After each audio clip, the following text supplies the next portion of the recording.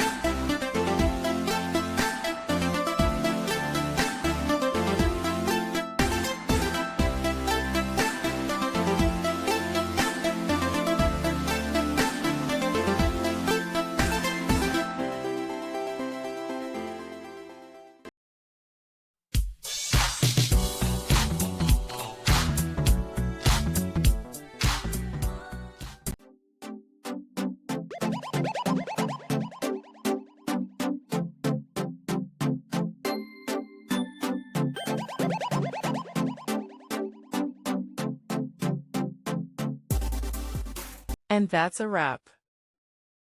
I hope you found the answer you were looking for. If you did, take a second to hit that subscribe button. It really helps out. And let me know in the comments which solution worked best for you. See you next time in the debug zone.